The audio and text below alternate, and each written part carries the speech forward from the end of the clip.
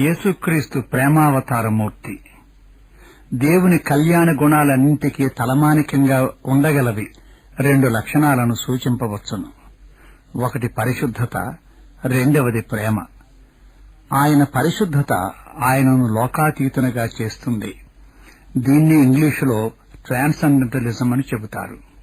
అంటే ఆయన పరిశుద్ధ మహత్తులో దేవుడు నరునికి బహుదూరుడు, ఉగ్రుడు, న్యాయాధిపతి. జన్మకర్మల ఫలితంగా పాపి అయిన మానవుడు దేవుని పరిశుద్ధతను సమీపింపజాలడు. కాని తన ప్రేమతత్వంలో దేవుడు నరునికి బహు సన్నిహితుడు. స్వాభావికంగా దేవుని పరిశుద్ధత నరుణ్ణి బహిష్కరిస్తుంది. ఆధ్యాత్మిక మరణమే ఆ శిక్ష. పాపం వలన వచ్చు జీతం మరణమని వ్రాయబడింది. కాని దేవుని ప్రేమాంశ మానవుని ప్రేమించి దీవించి అతనికి దేవునిలో పునరావాసం కలిగిస్తుంది. ఆ విధంగా దేవుడు తన ప్రేమ లక్షణంలో ఐహిక భాషగా మానవుల మధ్య నివసిస్తాడు. దీన్నే ఇమ్మనెంటలిజం అంటారు.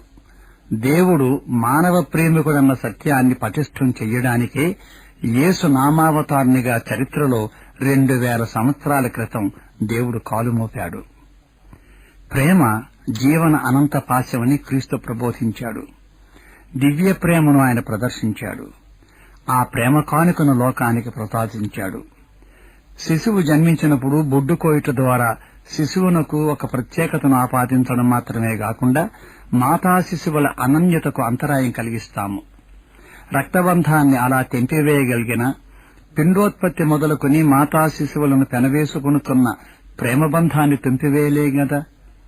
ఈ ప్రేమ ఒక అలౌకిక శక్తిగా తల్లిని, పిల్లను ఆమరణాంతం బంధిస్తూ చివరకు మరణాన్ని కూడా అధిగమించి దివ్య ప్రేమలో విలీనమైపోతుంది. ఇదే సంబంధం దేవునికి మానవునికి ఏర్పడింది. దేవుడు మానవును సృష్టించాక అతనికి ప్రత్యేక వ్యక్తిత్వాన్ని ప్రసాదించాడు. మానవుడు స్వేచ్ఛాజీవి అయ్యాడు. ఐచ్ఛికంగా దేవుని ఆరాధింపగలడు లేదా ఆయనను ఎదురాడగలడు. ఈ విధంగా దేవునికి నరునికి వ్యక్తిత్వ భేదం ఏర్పడిన దేవుని ప్రేమలో పుట్టిన మానవుని పెనవేసుకున్న ఆ ప్రేమబంధం అభేద్యంగా ఉండిపోయింది.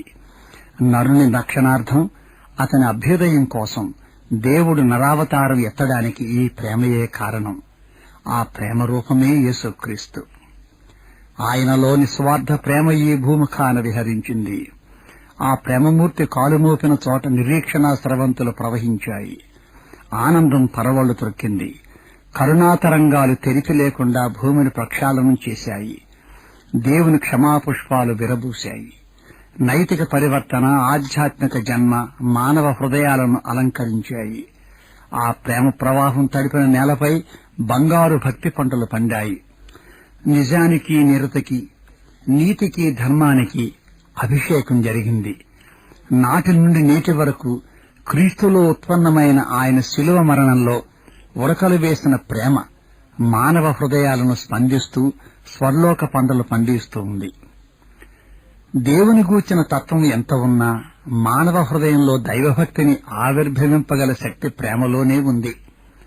భయం తరుముతుంది, ప్రేమ రాబట్టుకుంటుంది. అందుకనే క్రీస్తు ప్రేమ భాషనే ప్రయోగించాడు. దేవరాజ్యంలో ప్రవేశించాలి అంటే ఒకడు చంటిపిల్లలా ఉండాలని యేసు ఉద్ఘాటించాడు. ఒక శిశువును ప్రజల మధ్య నిలబెట్టి పరలోక రాజ్యం ఏలాంటి వారిదే అని చెబుతూ అల్లాంటి శిశు హృదయం లేనివారు మోక్షరాజ్యానికి యోగ్యులు కారన్నాడు. చంటిపిల్లలకు 2 భాషలు అర్థమవుతాయి. ఒకటి భయం, రెండోది ప్రేమ. బాలుడు భయం కన్నా ప్రేమలో సర్వతోముఖంగా వర్ధిల్లుతాడు. అదేవిధంగా ఇహపర జీవితముల రెండింట ప్రేమలోనే మానవుడు వర్ధిల్లగలడని యేసుస్వామి విడమర్చి బోధించాడు. ప్రేమ అనేది క్రీస్తు ప్రబోధమే మాత్రం కాదు, అది ఆయన జీవిత ప్రమాణం కూడా. మాటల్లో గాని, చేతల్లో గాని, చివరకు చూపుల్లో కూడా నిస్వార్థ ప్రేమ ప్రవహించేది. శత్రువులను సహితం ప్రేమించమని బోధించిన క్రీస్తు ఆయన మరణస్తంభమైన శిలువపై అవినీతి పరుల ద్వేషానికి గురి అయి చనిపోతూ కూడా, తండ్రి, వీరేమి చేయుతున్నారో వీరికి తెలియదు గనుక వీరిని క్షమించమని ప్రార్థించాడు. ఆ పారమార్థిక ప్రేమయే ఆయన్ని విజయమూర్తిగా చేసింది. మరణపాశాలను ఛేదించుకుని క్రీస్తు సజీవుడై భూమి మీద 40 దినాలు విహారం చేశాడు. ప్రేమ ప్రయోగాత్మకమైంది. తన అవతారమందు దేవుని ప్రేమను మానవునిపై కురిపించాడు. ఆ పుణ్యప్రేమలో దైవక్షమ జన్మించింది. దేవుని ప్రేమింపగల పవిత్ర ప్రేమ మానవునిలో రేకెత్తింది. ప్రేమలో భయం పోయి ఆప్యాయత ఏర్పడింది. ప్రేమలో త్యాగం విప్పారింది. ప్రేమలో మానవ సేవ ధ్వజమెత్తింది. దేవునికి మానవునికి అలాంటి ప్రేమ సంబంధం ఏర్పడితే తత్ఫలితంగా మానవునికి అవశ్యంగా ప్రేమ సంబంధాలు ఏర్పడతాయి. నేటి ప్రపంచంలో ప్రేమ కరువైపోయింది. విజ్ఞాన శాస్త్రం జీవన సదుపాయాలు సంకల్పించగలదే గాని ప్రేమను పుట్టించలేదు, పోషించలేదు కూడా. ప్రేమకు ఏకైక ప్రాప్తిస్థానం దేవుడే అని యేసుస్వామి సెలవిచ్చాడు. ఇప్పటికీ యేసు పేరు చెబితే ప్రేమ గుర్తుకొస్తుంది. ఆయనను అనుసరించే వారికి ఈ ప్రేమ విద్య పుష్కలంగా అబ్బుతుంది. ఇట్టి ప్రేమను సంతరింప చేసుకోవాలనే సందేశాన్ని విరజింపుతూ క్రీస్తు సువార్త మానవ హృదయాన్ని పదే పదే పలకరిస్తూ ఉంది. ఆ ప్రేమమూర్తి సజీవ శక్తిని మనం ఆస్వాదించి అటు దేవుని కుమార కుమార్తెలమై ఇటు తోడి మానవ ప్రేమికులమై చిరంజీవులమౌదుముగాక.